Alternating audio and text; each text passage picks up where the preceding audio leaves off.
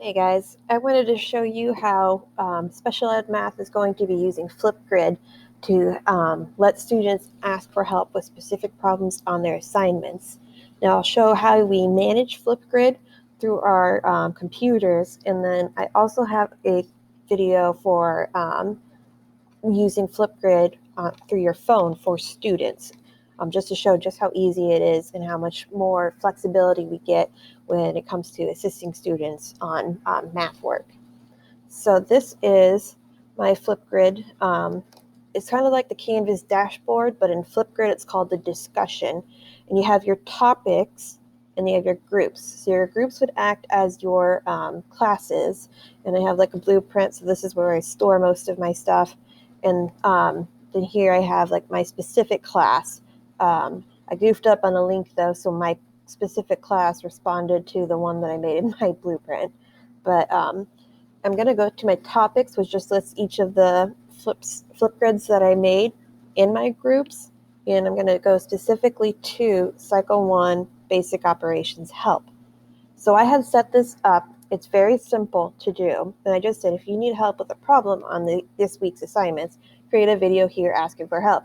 I'll watch your video and be able to send you a video response that shows how to complete the problem.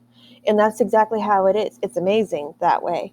And you can set it so that their videos will be private. So only I and the student could see those videos, which is really nice. Now, each topic you create is going to have its own join code. So I'm going to make a new Flipgrid for every cycle we're in. So every cycle will have its own code, and I can post that on Canvas, and I'll show you how in a bit. So I made 2 sample responses here. This is the one that I made just a little bit ago, and no one can see it. It says right here that it's hidden. So if I wanted to make it active so that the other students could see it, I could just change that here, but I have it set up so that automatically it will be hidden from everyone else. That way, if a student doesn't have to worry about others thinking that like there's something wrong with them for not knowing how to do a certain problem. It takes away the embarrassment there. And then if I make a response video to them, which is also very easy to do, the whole class can see that. So the students will not know who asked for help on the problem, but they all benefit from my response to that student. So it's really cool. It just really is cool. So I'm going to click on this and show you what we can do. So there's activate response. So that's for me making it so that others can see it.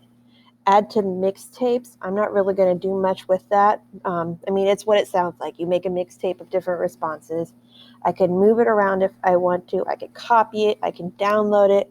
I could download the selfie because every student is required to take a selfie after they do the Flipgrid video part, or I could delete it. So, there's a lot of flexibility here. I'm going to go ahead and click on this one that I just made.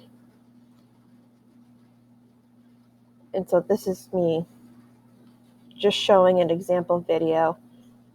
And you can see that I can point my phone's camera right to the page where I want it to be. I can get in as close as I want. I can get away as far away as I want. I can point with my other hand. I can say, hey, I don't know what it means when it says 2 times 7 means 7 plus 7. So, it's very easy to use, very easy to use. Hopefully that didn't record the audio from here. It says it doesn't record the video or the audio from the Chromebook, but I'm hoping that's true. So I'm going to go back real quick, but it's very easy. That you just download the Flipgrid app on your phone, and then you type in the join code, and then you can just instantly get into making a video to send to your teacher. And then I, as the teacher, I will get an email saying, hey, this kid submitted a video for this Flipgrid. And then I can go in, I can look at it, and then I can make a response to that Flipgrid. So I'm going to show what this looks like in Canvas real quick. So I had embedded this, but into a page. And so on my module, there is a page or a component or whatever you call it that says need help on your work. Click here. And this is where it would take them. And so it says, need help on a problem? Create a video in Flipgrid and tell me how I can help. There are two ways you can do this. You can either make a video using your Chromebook here, and that's with this embedded page for Flipgrid, or you can download Flipgrid on your phone and use your phone to ask for help. The Flipgrid code for this cycle is da da da da da. And if they use the embedded version, so let me click on record a response, it will use their webcam. Oh yeah, I set the time limit to 1 minute 30 seconds, but it will use their webcam, and I don't know if it will let my webcam load since I'm already recording my screen. I'm not sure. Let's see what happens. Yeah, it's probably because I'm already recording my screen. But since we're in math, I think using your phone is most helpful for saying exactly what you need. You don't have to explain everything. We can just instantly see the problem. If they do have to record themselves, though, maybe we have them do an introductory thing, or maybe we end up going down to completely virtual, and so we just want to see how they're doing and have them just give us a quick update on how their life is. They can use the Chromebook version and talk to us, and they can add like emojis. Let's see if it will load for me at all, so that they can cover their face, they can change their backgrounds. It's not wanting to load for me right now, and I'm wondering if I'm just confusing it.